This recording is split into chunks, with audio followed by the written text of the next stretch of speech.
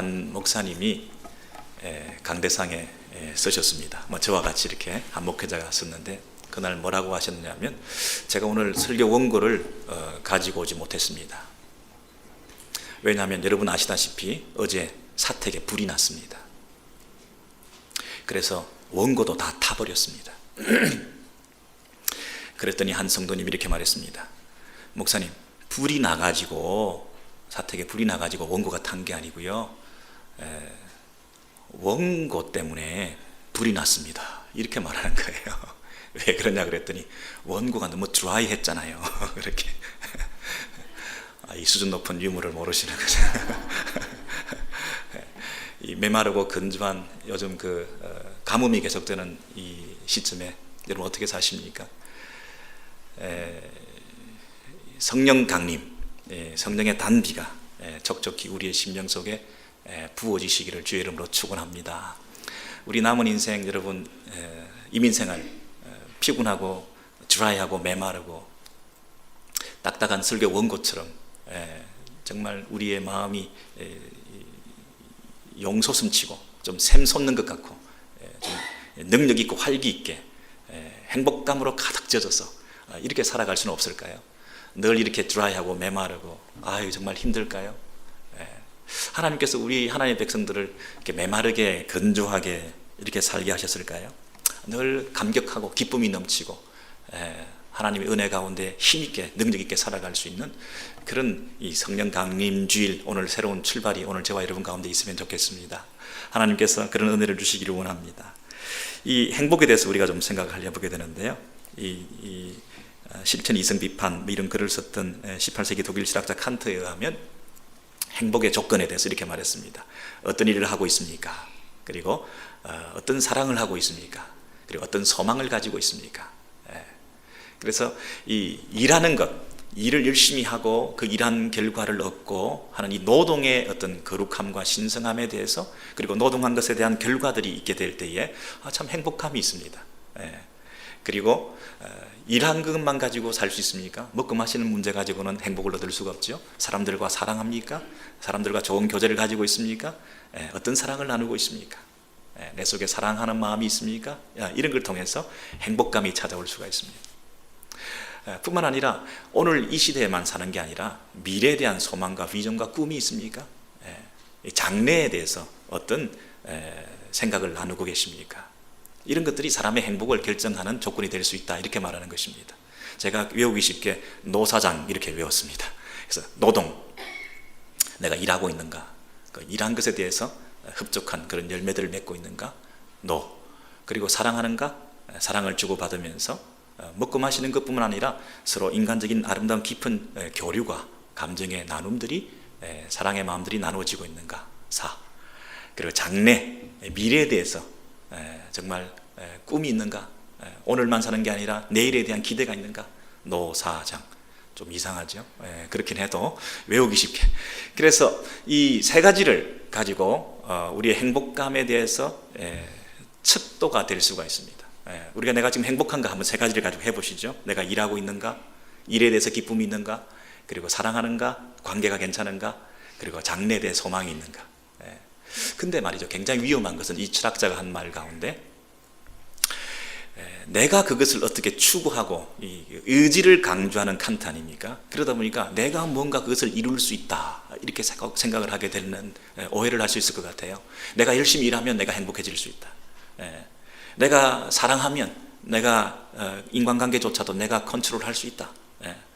미래에 대해서도 내가 노력하느냐에 따라서 내가 긍정적인 사고를 가지고 어떤 초월계를 인정해가면서 열심히 살아가면 미래도 나에게 그런 것이 찾아올 거다. 이 땅의 모순, 부조리, 이 땅의 이 모순과 부조리를 현상계에서는 해결할 수 없는데 뭔가 막연하게 절대자, 초월계가 있을 것이기에 그것에 대한 기대를 가지고 살면 된다. 이런 차원에서 이 노사장을 이해할 것인가? 우리는 그렇지 않습니다. 우리 하나님에 대한 인격적인 교제와 만남과 매일의 사귐이 있는 우리들로서는 내가 하는 게 아무것도 없다는 것을 고백하고, 이 일도 하나님께서 나에게 맡겨주시고 또 소명으로, 콜링으로, 이 직업도 하나님의 부르심으로 내가 받아서 그 일들을 감당해 나갈 때 거기에 여유로움이 있고 넉넉함이 있고 행복감이 찾아오는 것이지, 그저 먹고 살기 위해서 궁여지책으로 호구지책으로 하는 일이라고 한다면 그것이 무슨 행복감이 있겠습니까? 하나님의 부르심, 콜링에 의해서 이 사역자뿐 아니라 모든 직업 활동이 하나님께서 부르심에 의한 것이라고 생각할 때 행복감이 있는 거 아니겠습니까?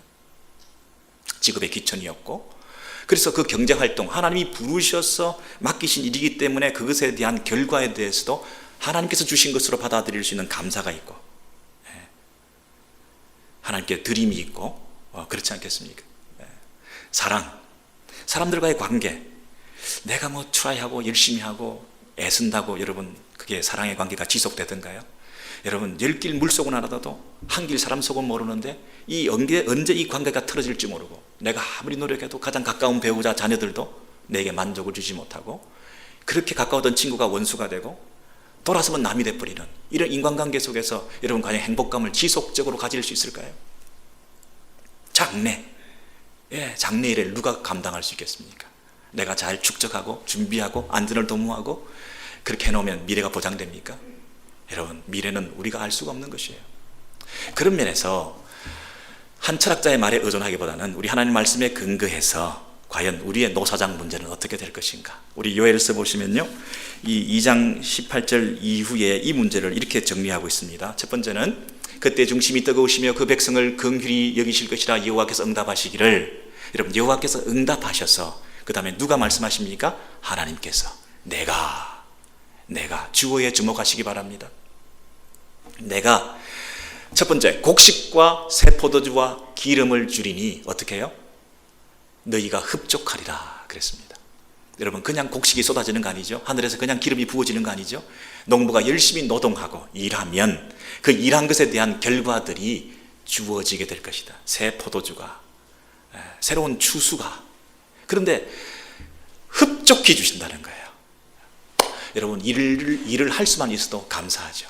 노동이 신성합니다. 노동합니다. 일합니다. 참 감사한 일입니다. 그런데 그 노동한 결과가 주어진다. 열매가 있다. 너무 고맙습니다. 여러분, 일한다고 그 대가가 다 주어집니까? 여러분, 열심히 일했는데 임금을 받지 못할 때도 얼마나 많이 있습니까? 천재지변이 나고 문제가 발생하고 관계가 어려워져 가지고 어려움이 생긴 가운데서 노동한 만큼 받지 못해서 우리가 쓴 마음을 가질 때가 얼마나 많이 있었습니까? 정당한 대가를 지불 받지 못했다고 생각할 때 얼마나 기분이 나쁩니까? 그런데 일을 열심히 할 수 있습니다. 감사하죠. 일한 만큼 또 결과가 있습니다. 감사하죠. 그런데 그 결과가 흡족히 주신다는 거예요. 여러분, 이런 경험 없으십니까? 열심히 일했는데 그 열심히 일한 것도 감사하지만 그 대가를 우리가 받았을 때, 흡족히 받았을 때, 참 이게 행복하지 않습니까? 일한 보람이 있지 않습니까? 일할 맛이 나지 않습니까? 더 일해야 되겠다고 생각하지 않습니까? 이런 행복감, 여러분, 누가 주신다고요? 하나님께서 내가 너희에게 이 흡족하게 곡식과 새 포도주와 기쁨을 주리니, 이 약속을 하신 것입니다. 노동, 일, 그것을 통해서 흡족히 받는 하나님의 이런 은혜가 있을 때 우리가 너무나 기쁜 거죠. 두 번째는 하나님께서 내가 또 이렇게 말씀하시죠. 내가 다시는 너희로 열국 중에서 욕을 당하지 않게 할 것이다. Never, 절대로 다시는. 그동안 너희가 어떻게 살았는지 모르겠다. 마음이 스산했느냐, 아팠느냐, 서글펐느냐, 외로웠느냐, 고달팠느냐, 차별당했느냐, 무시당했느냐, 조롱당했느냐, 수치스러웠냐, 부끄러웠느냐, 마음이 우울했냐. 다시는 네가 그런 일을 당하지 않게 하겠다. 먹고 마시는 문제가 해결되었다. 행복하다. 여러분, 그것으로 만족합니까? 먹고 마시는 것 플러스 사람들로부터 관계가, 열국 중에서 많은 사람들로부터 인정받고 사랑받고 칭찬받고 이런 아름다운 관계를 유지하면서 이 행복감에 젖어 살아야 되는데, 여러분, 사람이 누군가를 나를 사랑한다, 케어한다, 위해주고 있다, 기도해주고 있다 했을 때 얼마나 그 행복감이 생깁니까?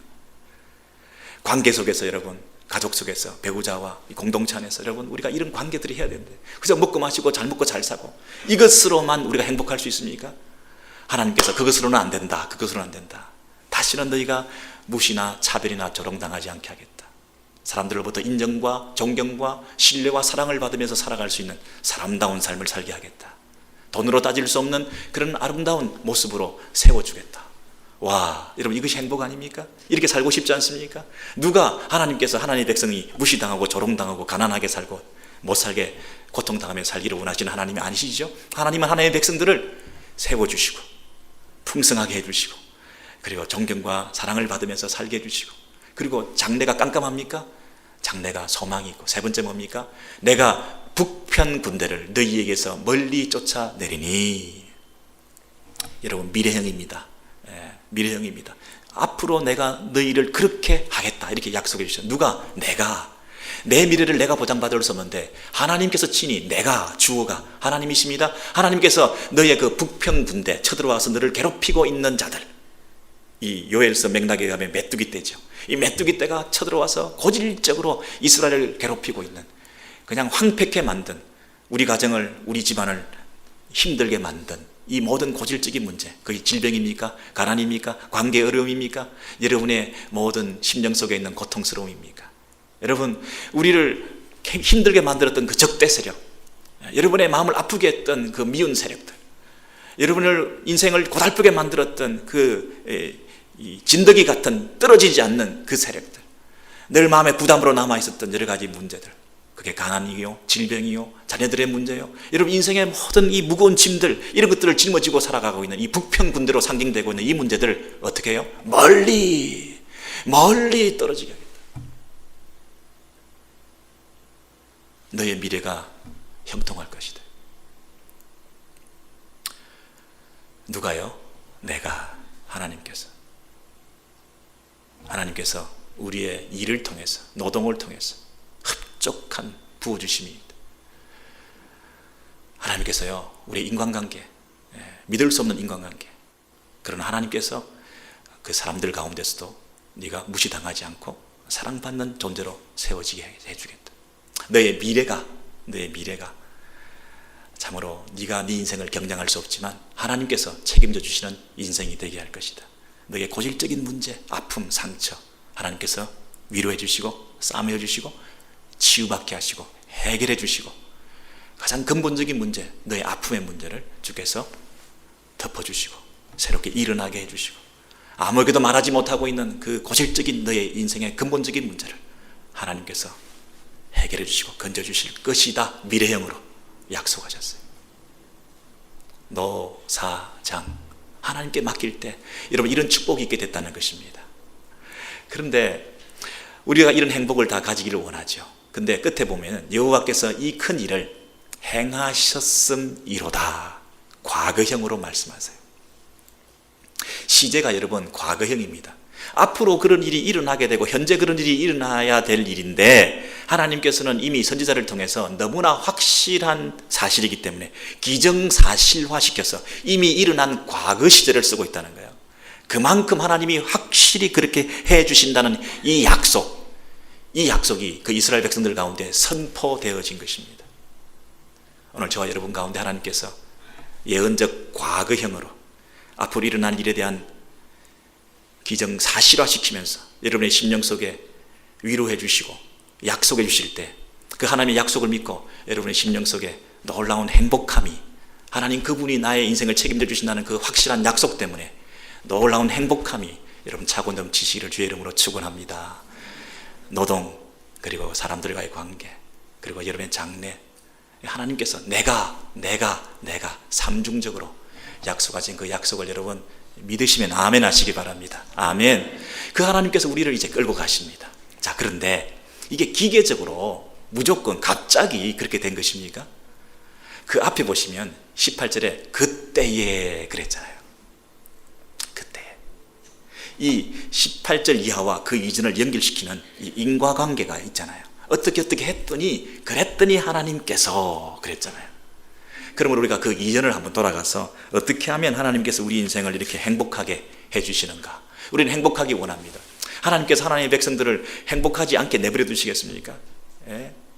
일을 해도 대가도 못 받고 일할 것도 없고, 그렇게 하기를 원하실까요?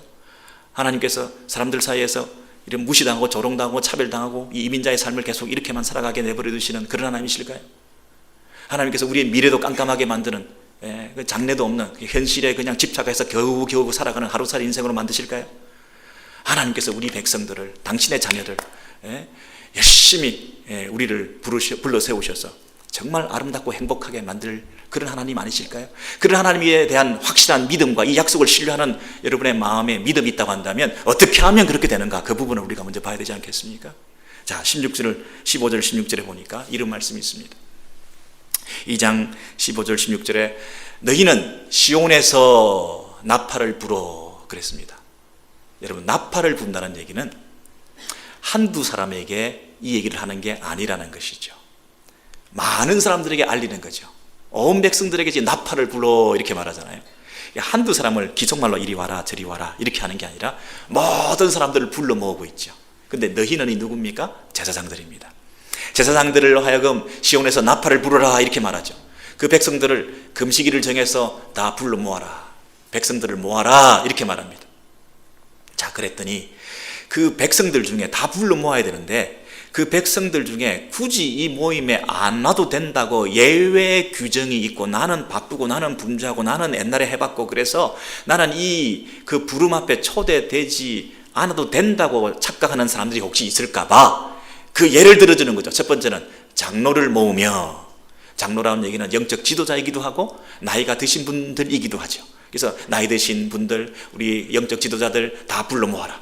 예외가 없다. 두 번째는 소아와 젖 먹는 자도 불러 모아라. 여러분, 어린애가 뭘 알겠습니까? 젖 먹는 애들이 뭘 알겠습니까? 걔들이 무슨 금식하고 해결할 게 뭐가 있습니까? 지금 젖을 빨아먹어야 되는 상태에서 금식을 선포하는데 애가 왜 옵니까? 집에서 젖 빨고 있지 하는 그런 맥락으로 생각하지 말고 소아와 젖 먹는 자도 다 불러 모아라 이렇게 말하잖아요. 세 번째는 신랑, 신부도 신혼방에서 나오게 만들어라. 여러분, 신랑 신부는 여러분 신명기법에 가면 24장 5절에 보시면요, 사람이 새로이 아내를 취하였거든 그를 군대로 내어 보내지 말 것이요. 여러분, 새로이 아내를 취했다는 말은 최근에 결혼했다 이런 뜻입니다. 새로이 또 아내를 또 취했다는 게 아니고요, 최근에 결혼한 신랑은 무슨 직무든지 군대도 가지 말고 맡기지 말고 그는 몇 년 동안? 1년 동안 최소한 집에서 한가히 거하며 그 새로 술 취한이 아니고요, 지금 이제 막 그 신부로 취한 그 아내를 즐겁게 할지라 이렇게 말했어요. 예. 이제 막 결혼한 신랑은 제일 첫 번째 해야 될 일은 군대도 가면 안 되고요, 어떤 직무도 맡지 말고요, 집에서 한가하게 지내면서 어떻게 하면 아내를 기쁘게 해드릴까 이러면서 막 이렇게 애를 쓰는 우리 자매들이 눈이 번쩍 뜨이시죠. 예. 이런 일을 해야 되는 게 신랑 신부 처음 결혼한 관계라는 것이에요. 그러니까 율법에도 분명히 나와 있으니까 지금 성회를 선포하고 금식을 선포하고 모든 백성들을 불러 모으는 제사장들의 그 나팔 소리에 신랑 신부는 우리는 예외입니다 이렇게 말할 수도 있을 거 아니겠습니까? 율법에도 나와 있는데. 그런데 그 신랑 신부도 불러내라 이렇게 말했다는 거예요. 그러니까 예외가 없다는 것입니다. 예배가 없다는 것입니다. 아까도 말씀드린 그 소아와 젖 먹는 자들은 어떻게 됩니까? 요나서 3장 7절에서 9절의 내용을 보시면 이 요나서에 여러분 놀라운 말씀이 나와 있잖아요. 요나서 3장 7절에서 9절을 넘겨보십시오. 왕이 굵은 배를 입고 제에 앉으니라. 왕이 조서를 내려 니느웨에 선포하여 사람이나 뭐나 짐승이나 소떼나 양떼나 아무것도 입에 대지 말지니 곧 먹지도 말 것이요 물도 마시지 말 것이라. 사람이든지 짐승이든지 다 굵은 배 옷을 입을 것이요 힘써 여호와께 부르짖을 것이며 혹시 뜻을 돌이켜 하나님께서 그 진노를 그치실 줄 who knows, 누가 아느냐 이렇게 돼 있죠.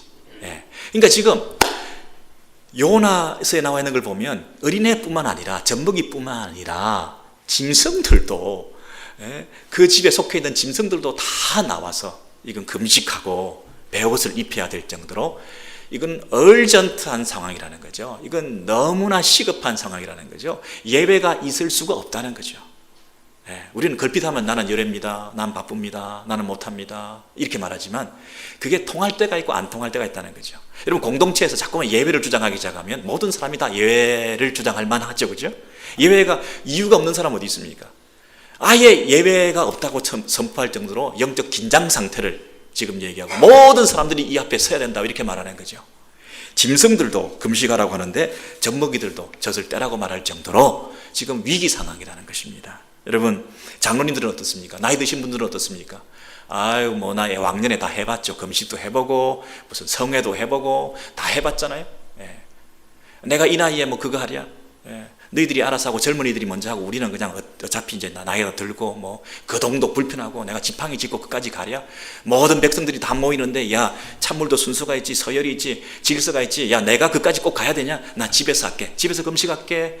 내가 그냥 서면으로 조사받으면 안 되겠냐? 그냥 화상으로 하자. 야 니들이 먼저 해. 왕년에 다 해봤어. 이런 게 통하지 않는다는 거예요. 내가 직분자인데 목사인데 장로인데 야 그 뭐 어린애들 모였는데 그 유치부 행사에 가가지고 내가 뭐 하라고 말이야. 이런 불편함이 있습니까? 지금 모든 사람들이 다 나오라 그러잖아요. 예외가 없다는 것입니다. 여러분 역대하 20장 1절에서 13절 어간에 보시면 이런 말씀이 있죠. 여호사밧이 두려워하여 유아께로 낯을 향하여 간구하고 온 유다 백성에게 금식하라 공포하며 유다 모든 성읍에게 모여와서 여호와께 간구하더라. 우리 하나님이여, 우리를 치러 오는 이 큰 무리를 우리가 대적할 능력이 없고 어떻게 할 줄도 우리가 알지 못하겠으니 오직 주만 바라보나이다. 오직 주만 바라보나이다 하고 유다 모든 사람은 그 다음에 뭐라 되어 있나요?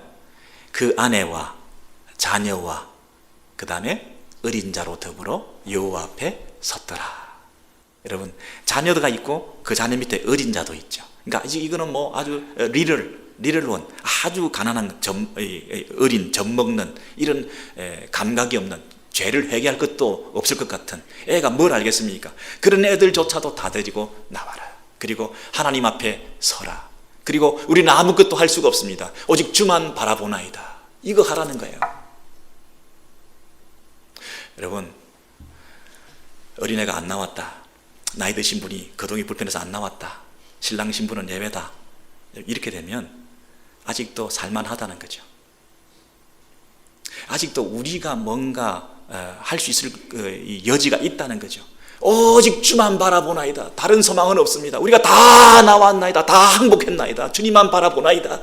인생의 가장 큰 행복은 우리가 항복하고 손들 때나이다. 하나님 앞에 두 손 들고 항복했으니 하나님 우리에게 참 행복을 덧입혀 주세요. 다른 소망 없습니다. 여러분 주만 바라보나이다. 다 데리고 왔나이다. 예외가 있다는 것은 아직도 이 기도가 사치스럽다는 거죠. 살만하다는 거죠. 여러분 다 나왔나이다. 다 나왔나이다. 불편한데도 바쁜데도 막 결혼했는데도 갓난애기인데도 다 나왔나이다.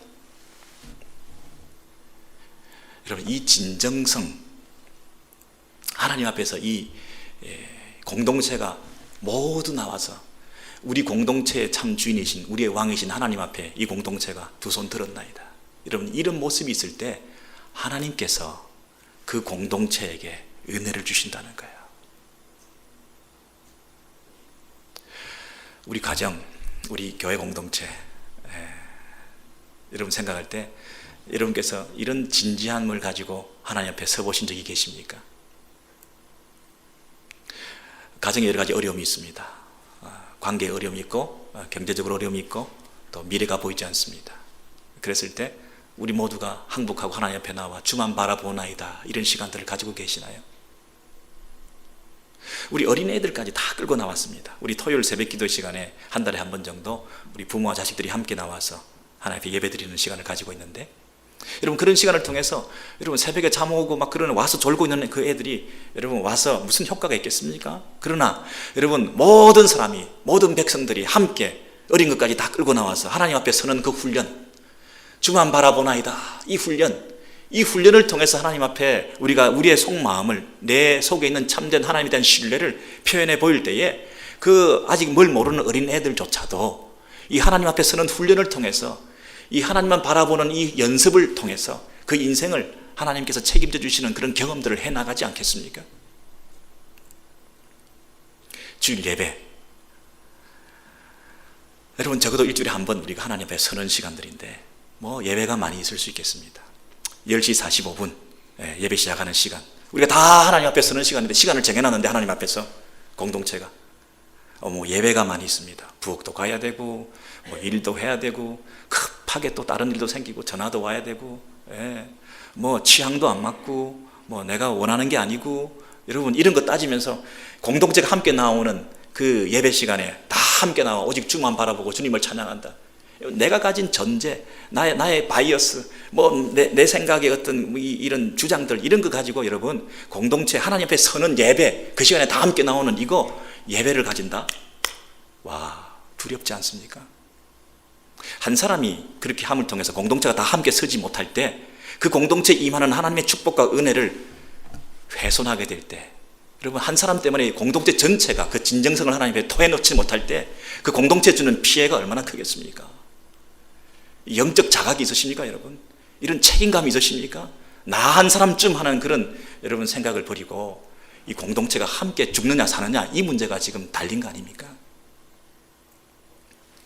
첫 번째, 우리가 하나님께서 부어주시는 은혜를 잊기 위해서는, 우리가 행복한 삶을 살기 위해서는, 노사장, 하나님께서 주시는 축복을 받으면서 살기 위해서는 첫 번째는 함께 와서 하나님 앞에 서야 된다는 겁니다. 예배가 없습니다.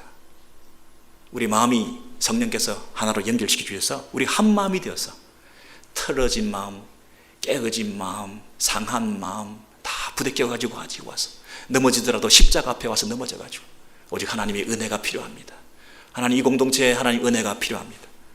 내 개인적인 문제, 아픔, 불만, 염려, 근심, 두려움이 있겠지만은, 그러나 공동체를 생각할 때 우리는 함께 나올 수밖에 없습니다. 이게 공동체성입니다. 이게 구원의 공동체성, 공동체적 구원을 말하는 것이에요. 한 사람 한 사람을 구원하는 게 아니에요. 공동체적인 구원을 말하는 거예요. 그 하나님의 교회에 속한 지체로서의 여러분 사명과 책임감이 얼마나 중요한가. 제사장이 불러 모읍니다. 나팔을 붑니다. 나 못 가, 나 데려가, 내가 함부로 안 가, 내가 누군데. 여러분, 공동체를 훼손하는 것입니다. 이 공동체성을 가지고, 우리가 지체의식을 가지고 하나님 앞에 다 함께 섰을 때에 여러분, 여러분의 가정과 여러분의 교회 공동체와 여러분이 속한 모든 곳에서 하나님의 은혜가 임하게 될 줄로 믿으시기 바랍니다. 아멘. 이 하나님께서 먼저 서게 하시고, 두 번째는 서가지고만 있으면 됩니까? 다 불러 모았습니다. 그게 답니까? 이제 불러 모아서 다 서가지고 이제 뭐 해야 됩니까? 그 다음 보시죠. 그 다음에 보시면 17절, 18절에 보시면 제사장들은 17절과 18절, 제사장들은 낭실과 단 사이에서 울며 이렇게 말합니다. 두 번째는 울어야 된다고 말하고 있습니다. 여러분, 낭실과 단 사이는 뭡니까? 이 이스라엘 백성들을 다 불러 모았거든요. 지금 나팔을 불어가지고 모든 사람들 다 불러 모았습니다. 그리고 다 불러 모아가지고 그 앞에 누가 섰습니까? 제사장이 섰습니다. 왜? 제사장은 모든 백성들을 대표하고 하나님 앞에서 그 사이에 그 역할들을 하는 이 직분을 가진 존재이기 때문에 낭실과 단 사이라는 제단, 하나님 앞에 드리는 제단과 그 백성들이 서 있는 이 현관과 낭실 사이에 이 중간에서 역사하시고 일하시는 제사장적 사명을 감당하는 자들이, 하나님 앞에 수종드는 자들이 서서 지금 제일 처음에 뭐 한다고요? 울며 그랬습니다. 울며. 운다고 하는 것이 여러분 그냥 서름에 겨워서, 자기 서름에 겨워서 그냥 이렇게 아파서 울고 이런 게 아니고요, 영적인 이런 진통이죠. 하나님과 하나님 백성 사이에서 중보자적인 사명을 감당해야 되는 사람의 첫 번째 사역은 우는 것이죠. 그냥 억지로 그냥 감정적인 울음이 아니라 제사장적인 울음이죠. 왜? 백성들의 아픔, 고통, 죄, 백성들의 범죄, 백성들의 그 미개함, 백성들이 가지고 있는 그 문제 덩어리, 그런 것들을 생각할 때 가슴이 미어지는 거죠. 그 죄를 가지고 하나님 앞에 설 수가 없는데, 이 거룩하신 하나님 앞에 설 수 없는 이 백성들의 현 상태, 영적인 진단을 통해서 아파하는 거죠. 너무나 고통스러운 거죠. 그리고 그것을 가지고 하나님 앞에 나가 부르짖는 거죠. 눈물로 호소하는 거죠. 하나님, 저들을 살려주세요. 하나님, 저들을 불쌍히 해주세요. 여러분, 사역이라고 하는 것은 울음의 사역이죠. 목회라고 하는 것은 눈물이죠. 순장사역이라고 하는 것은 통곡함이 없이 이루어질 수 없죠. 그 백성들을 짊어지고 있는데요, 우리 부모들의 사역이라고 하는 것은 그 자녀들을 생각할 때 울 수밖에 없는 거죠. 이 눈물이 마른 사람이 어떻게 사역을 감당하겠습니까?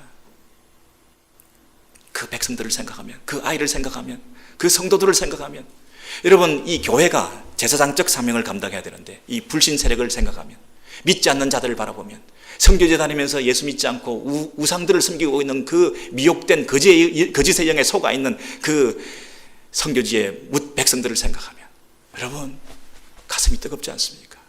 눈물이 나지 않습니까?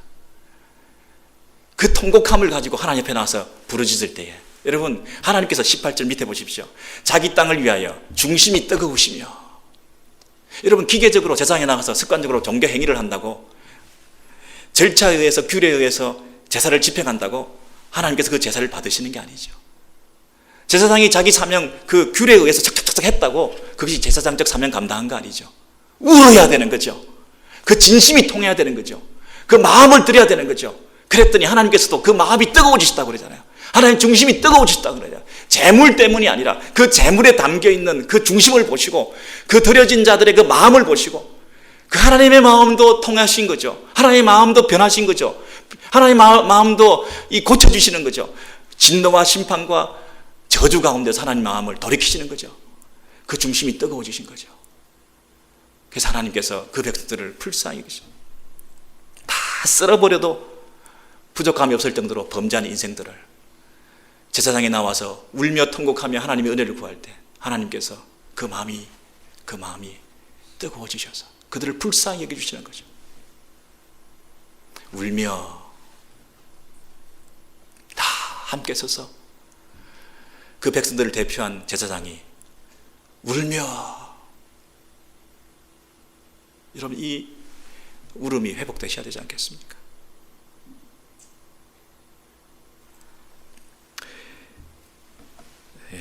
한국에 제가 대형교회를 미워하거나 어떤 우리 똑같은 목사님, 저나 그분들이나 다 목사님인데 그 목사들을 욕하거나 이런 뜻이 아니고요. 좀 우리가 각성하자는 뜻에서 한 목사님이 이분의 아이들이 그 배 침몰해서 많이 희생당했는데 그 부분에서 이렇게 코멘트를 했어요. 그 진의를 충분히 이해됩니다. 무슨 뜻으로 하신 말씀인지 다 알 수는 있을 것 같아요. 그런데 뭐라고 말씀하셨냐면, 한국을 침몰시키지 않기 위해서 그 배를 침몰시키시고 한국을 살리기 위해서 그 아이를 하나님께서 희생시켰어요. 이렇게 우리를 각성케 하고 이제 한국의 위대한 그 새로운 출발을 하기 위해서 한국의 대통령을 비롯한 지도자들에게 힘을 실어주고, 그래서 더 이상 이 슬픔에서 벗어나서 빨리 출발하자. 하나님의 뜻이 있었다. 그래서 하나님이 그 아이들을 죽여서라도 한국을 살리는 하나님의 어떤 그런 기회가 될 것이다.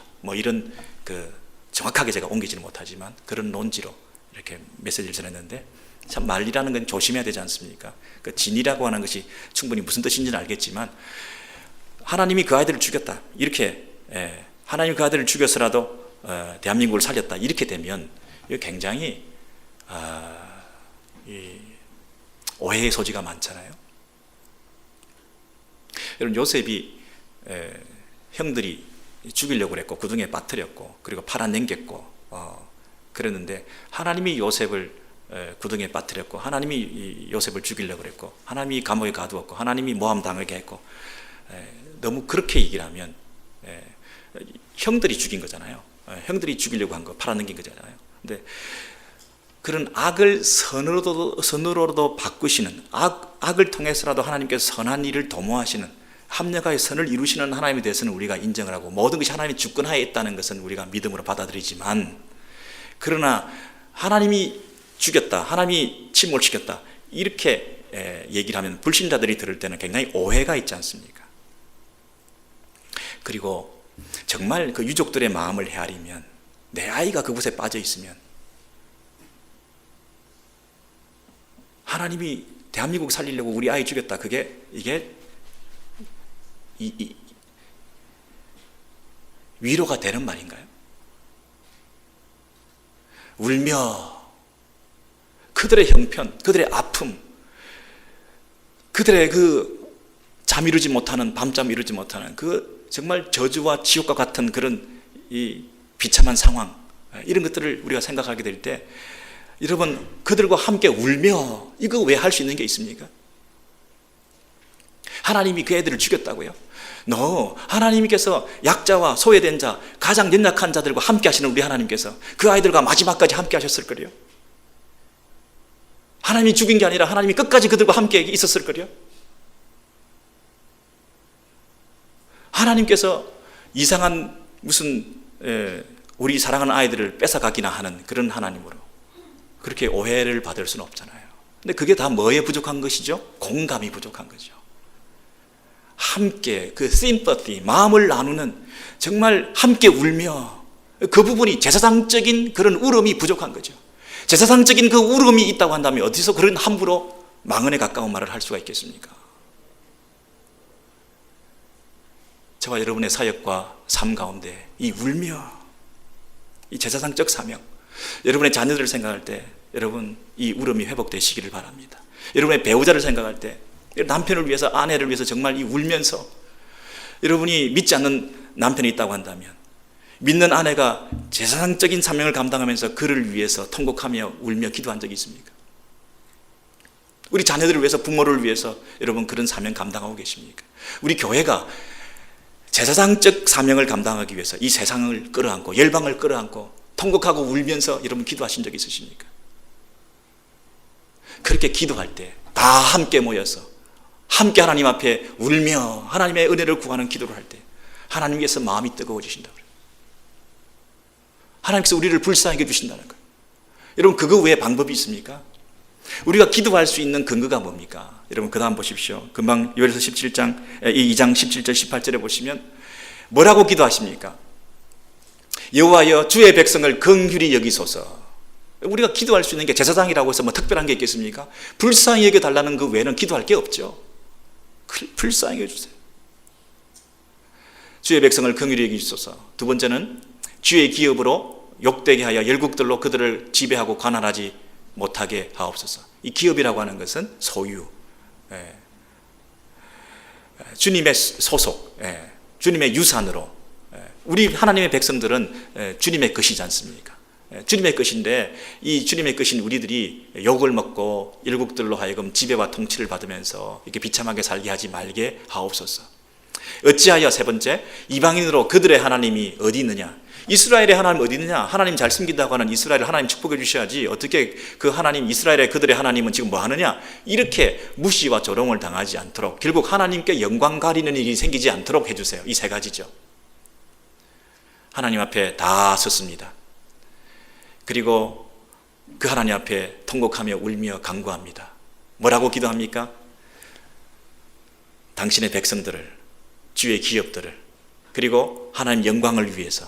이 세 가지 속에 나와 있는 게 뭐냐면 언약이라는 거죠. 그들의 하나님, 세상 사람들이 지금 말합니다. 아니 그들의 하나님, 세상 사람들도 이스라엘과 하나님의 그 특수관계를 다 아는 거죠. 하나님께서 택하시고 당신의 백성 삼으셔서 그 언약을 맺으시고 하나님과 하나님 백성 사이의 그 관계를 아는 거죠. 너는 내 백성이다. 너는 내 백성이다. 하나님은 우리 하나님이십니다. 하나님과 그 백성 사이의 이 관계를 다 아는 거죠. 근데 그 관계가 훼손되고 하나님 영광을 가리게 되는 일이 있을까 봐 하나님 우리에게 불쌍히 해주시고 우리를 살려주시고 우리를 다시 한번 일어나게 해주세요. 이렇게 긍휼을 구하는 거죠. 이렇게 구했을 때 하나님께서 마음이 뜨거워지셨다 그랬죠. 하나님께서 그 언약을 기억하셨다는 거죠.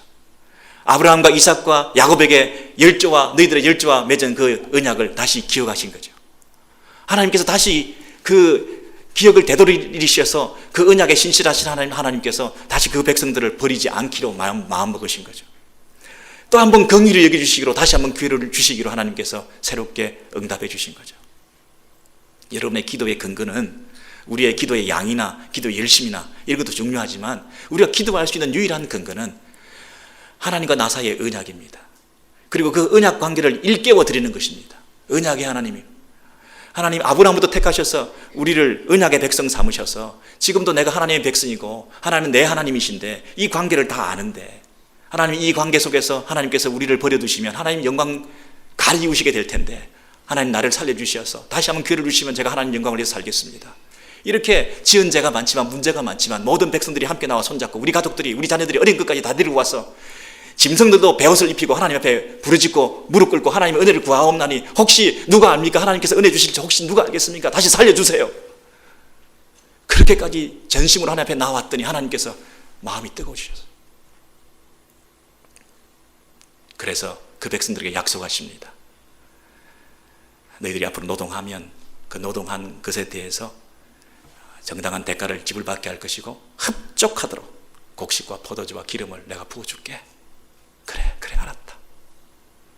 그리고 다시는 열방으로부터 욕먹지 않고 조롱당하지 않고 이 땅에서 성공하고 승리하는 사랑받고 사랑하고 사는 그런 하나님의 백성으로 부럽지 않게 해줄게. 너의 고질적인 문제, 아파하는 문제 해결해 줄게. 미래, 장래 나와 믿어. 끝까지 이 언약 관계를 지켜. 힘들고 어렵지만 언약의 하나님의 그 신실하심을 의존하고 부르짖고 외치고 간구하고 어린 것까지 데리고 나와서 하나님의 외치는 너의 그 진심을 내가 받아줄게. 이 관계가 회복되었을 때 하나님께서 부어주시는 거예요. 여러분, 다리가 끊어졌을 때는 지게를 들고 뭐 하나로 날아가려면 얼마나 그 강을 건너기 어렵습니까? 그러나 다리가 놓아지면 여러분 마음대로 오고 가면서 그 하나님께서 우리에게 얼마나 많은 것으로 부어주시겠습니까? 성령 하나님께서 오늘 이 시간 저와 여러분 가운데 찾아오셔서 우리의 마음이 뜨거워지게 하시고 간절하고 간곡한 마음으로 전심으로 우리의 진정성 어린 하나님 앞에 드리는 간절한 간구를 통해서 주여 긍휼히 여겨 주세요. 주의 백성이 오니이다. 당신은 내 하나님이시니이다. 하나님과 이 언약 관계를 하나님께서 버리지 마옵시고 그 아브라함 때부터 지금까지 약속의 신실하신 하나님께서 예수 그리스도 십자가의 보혈을 통해서 새 언약을 세우시고 하나님의 자녀 삼아주신 이 하나님의 백성됨을 내가 끝까지 믿습니다. 하나님께서 이 백성을 버리지 마시고 우리 공동체를 버리지 마시고 우리 자녀들을 책임져 주시고 우리 가정들을 새롭게 이렇게 세워주시고 행복하게 흡족하게 살아갈 수 있도록 하나님 축복해 주세요. 이 믿음, 이 간구 하나님께서 은혜를 허락해 주실 줄 분명히 믿습니다.